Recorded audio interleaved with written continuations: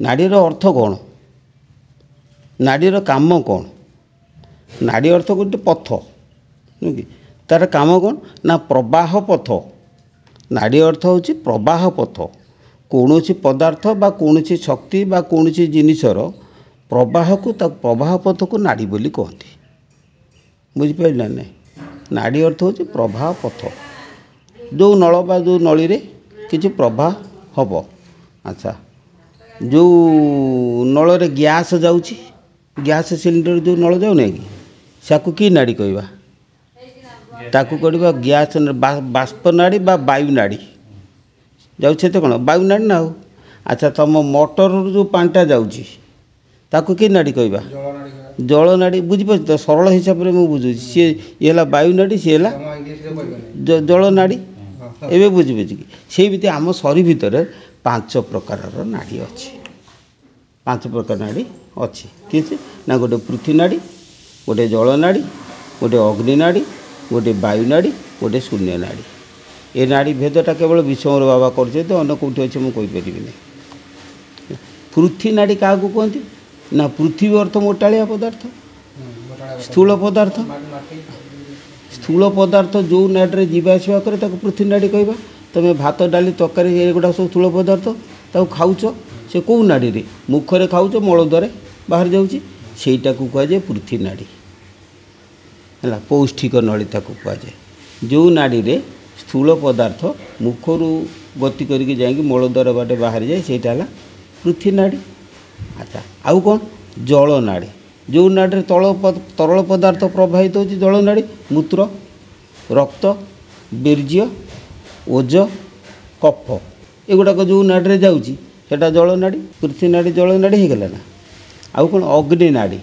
तेज शक्ति जो थे सरबराह बराह होटा अग्नि नाड़ी तेज शक्ति कौन ना ताकू कहुए स्नायुगुच्छ स्नायु नाड़ी अच्छी असंख्य स्नायु नाड़ी डाक्तर कहते से स्नायु नाड़ीटा हूँ तेज नाड़ी बा अग्नि नाड़ी आ वायु नाड़ी जो थे पवन गतायत करुच्ची नासापट जो 2टा नाड़ी जीवासवा कर भितर अन्य जगार सब पवन नली अच्छी जो थे पवन जीवासवा कर कौन वायु नाड़ी है कि ताकू छाड़ी आउ गोटे शून्य नाड़ी किसी जीवासवा करे ना से सुद शून्य है कि शून्य नाड़ी अस्तित्व जानिब केमी शून्य नाड़ी अस्तित्व जानिब केमी अच्छा तू केते बाट पढ़ीचु +2 भूगोल अक्षांश द्राघिमा जानी है कि अक्षांश द्राघिमा कौटी मत देखी दिन गोटे कौटी अच्छी 84 डिग्री द्राघिमा दिल्ली रू एठिकी आसिकी पहुँचिकी केते डिग्री द्राघिमा गोटे होची से द्राघिमा रे सूर्य एते जगह जाकि अक्षांश द्राघिमा अक्षांश होची एमिति द्राघिमा होची विलंब रेखा लंब रेखा आउ समांतर रेखा को अक्षांश कहुए है अक्षांश द्राघिमा बोली गोटे किसी अच्छी ना कौटी मत देखी पारे नहीं कि खाली कौन कल्पना कराई नहीं कि कहीं कल्पना कराला एटा ना पृथ्वी रे गोटे स्थानर अवस्थिति जानापी आम अक्षांश द्राघिमार कल्पना करते डिग्री द्राघिमा एत डिग्री अक्षांश अमुक स्थानटा अवस्थित भूगोल रेखाटा न जानिले आम से अवस्थितटा जापर कि से नाड़ किसी स्थिति अच्छी कि अस्तित्व कौन अच्छी कि तार ना सेटा हूँ शून्य नाड़ी जो नाड़ी अस्तित्व किसी ना मात्र कौन सी कार्य निमित्त आम कल्पना कर नाड़ीटा को कहुए शून्य नाड़ी से शून्य नाड़ी की आमर साधु भाषा कहते सुषुम्ना नाड़ी सुषुम्ना नाड़ी अच्छे तार कौन से अस्तित्व ना से देहर कौन से अंग नुहे है कि शून्य से नाड़ीटा को कल्पना करा जाए ताकू कहुए सुषुम्ना नाड़ी बुझिपार ना ना ईड़ा पिंगला सुषुम्ना सब कथा मुझे कहूँ जे ईड़ा पिंगला सुषुम्ना जो नाड़ी कथा कहूँ एगुड़ा सब शून्य नाड़ीर अंतर्गत है कि एथिरे किसी प्रवाह पथ ना एटा शून्य से नाड़ी की कल्पना आम कर कि एतु ताको शून्य नाड़ी आम कहवा ए शून्य नाड़ी कहीं कल्पना करे ना योग साधना निमित्त शरीर भितर गोटे अंग को निर्णय करने आम शून्य नाड़ीर बा कल्पना कर ईडार कौन पिंगलार कौन सुषुम्नार कौन किंतु से नाड़र कौन गोटे अस्तित्व ना किंतु मन रखि शून्य नाड़ी सहित बेसी शून्य आ पवन ये 2टा नाड़ीर देह सहित कौन संपर्क ना देख बुझिपारे ना नहीं पवन नाड़ी देह सहित कौन संपर्क अच्छी नाकर पचे फुसफुस दे पुणी बाहर जाऊ पवन सहित आम देहर किसी संपर्क अच्छी ना आ शून्य सहित देहर किसी संपर्क ना सुतरां शून्य नाड़ी पवन नाड़ी ये दुईटा हूँ शरीर ठारू भिन्न शरीर सहित तार किसी संपर्क ना किंतु शरीर ता सहित संपर्क अच्छी बुझे दूची आउ गोटे सरल बुझे दूची सूर्य ठे पृथ्वीर संपर्क रही खरा पड़ुची ऋतु बदलुची इत्यादि इत्यादि सूर्य द्वारा सब हो तेणु सूर्य ठे पृथ्वीर संपर्क अच्छी किंतु पृथ्वी ठारे सूर्यर किसी संपर्क ना सूर्य अलग सूर्य को काढ़ीदेले पृथ्वी अस्तव्यस्त हो बुझिपारे सेमती जे शून्य आ पवन नाड़ी आत्मा विराजमान कर सेटा हूँ आत्मशक्ति तेणु आत्मशक्ति सहित शरीर कौन संपर्क ना अलग किंतु आत्मा सहित शरीर संपर्क रही कहीं ना आत्मा द्वारा शरीर जीवंत हो बुझल ना सरल कथाटा बुझिपारे तो कथाटा जे आत्मा द्वारा शरीर जीवित हो रही आत्मा को काढ़ीदे शरीर मृत किंतु शरीर को काढ़ीदे आत्मा के क्षतिग्रस्त हे जो शून्य रही से शून्य बुझल जे काले विश्व नथिला रे बाबू आत्मा थिला विराजित एवं मध्य आत्मा विराजु अछि रे भविष्य थीब निश्चित तो उल्टी की कहवा बुझल कि जे काले ये देह नथिला रे बाबू आत्मा थिला विराजित एवं मध्य आत्मा विराजु अछि रे भविष्य थीब निश्चित तो देह पूर्वर आत्मा अछि तो देह थिला भितर आत्मा पशिची मरीगला से आत्मा रहिबो किंतु देहटा हूँ क्षणिका आत्मा हूँ परमानेंट देहटा हूँ टेम्पोरारी है कि तेणु देह सहित आत्मार कौन से संपर्क ना किंतु आत्मा सहित देहर संपर्क रही अति सरल भाषा बुझेदेली देख देह सहित आत्मार कौन संपर्क ना आत्मा सहित देहर संपर्क रही कहीं आत्मा शक्ति द्वारा देह परिचालित हो किंतु देहर कौन अंग द्वारा आत्मा कौन परिचालित होती स्वतंत्र अलग आत्मा खेलु नहीं आत्मा खेल कौन अच्छी आत्मा सहित आत्मा शरीर सहित तार कौन संपर्क से स्वतंत्र अलग पदार्थटा जन्म मृत्यु पर किंतु से जो रही आत्माटा रही शरीर क्षणिक सृष्टि होता सहित संपर्क रखी पुणी विनाश हो गले शरीर तार पड़ेगला आत्मा तार ता सी तार रहा कौन धरल ना कथाटा कौन तेणु आत्मा हूँ स्वतंत्र कि लीला से तेणु आत्मा को देख पवन को भी देख सेमती पवन तुम देह पूर्व पवन थिला देह जो जन्म है तुम नासारे पवन पशिला कुआ कुआ राब लगे कि तुम जन्म है चल पुणी जो पवनटा बाहर जा तुम मरीज कि पवन जो पवन को से पवन सी अच्छी पवन कड़े पड़ू कि तुम मरीगले पृथ्वी पृष्ठ पवन कड़े सरीज ये हूँ प्रकृतिर नियम प्रकृति एगुड़ा सब कम कथागुड़िक अनुभवी केवल अनुभव में कह बुझिपारे एत सरल कथाटा मु कहली कि बही पढ़ बही तुम एत सरल कथा बुझीपार कौन बोले कि तेणु गीतार से कथा लिखाही किंतु सी जो कथबार्ता लिखाही भारी सरल सहज किंतु हेले आमे बुझिबा कठिन गीतार लिखाही कौन बोले कि इंद्रियाणां हि चरतां जन्मनो विधीयते तदस्य हरति प्रज्ञां वायुर्नावमिवाम्बसि जे वायुरे जमिति ना नहीं कि नाटा जमिति नौकाटा जलरे वायु को जमिति चलाउछि तार किसी लक्ष्य ही नहीं कौटी नहीं कि एणे तेणे पिटी पाटी देव किसी ठीक नहीं से जो मन रूपक नौका को भवसागर से पवन को ना चलाउछि कौटी पिटी देव केतल ठीक ठिकना ना कौन बुझे किंतु सारुपत्र जल रहिले जमिति जलटा सारुपत्र लगे ना ढलढल होता बुझिपार कि सेमती जल हूँ आत्मा सारुपत्र हूँ देह आत्मा देह भीतर रही ढलढल हो रोचे केवल से देह भीतर से लगुना सेमती रोचे आ कौन तेणु यहीटा को मन भीतर रखी जदि जान जे जदि आत्मा से शरीर भीतर नुहे तेणु आत्मार सन्धान जदि पाइब तुम परम ब्रह्मकर सन्धान पाईगल आ ये शरीर तार रूप न रूप ता सहित कौन संपर्क କିଛି ନାହିଁ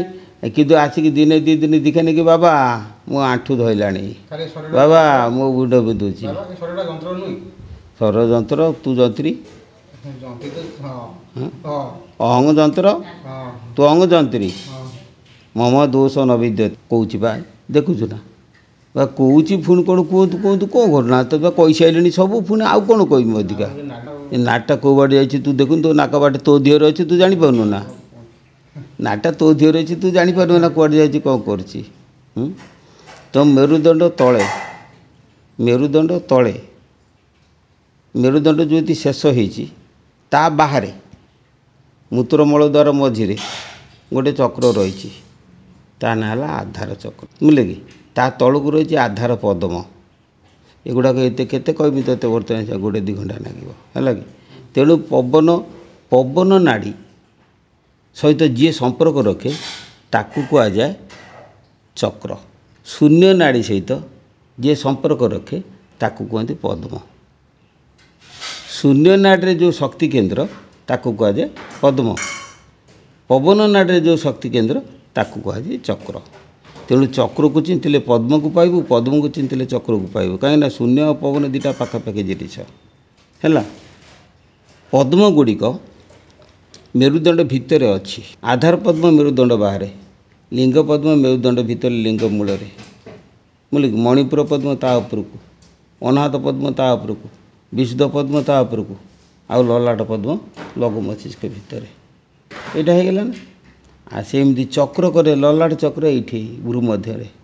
କଣ୍ଠ ଚକ୍ର କଣ୍ଠ ମୂଳରେ, ହୃଦ ଚକ୍ର ଏଇ ହୃଦୟରେ, ନାଭି ଚକ୍ର ନାଭି ମୂଳରେ, ଲିଙ୍ଗ ଚକ୍ର ଲିଙ୍ଗ ମୂଳରେ, ଆଧାର ଚକ୍ର ହେଉଛି ଗୁହ୍ୟ ଦ୍ୱାର ନିକଟରେ।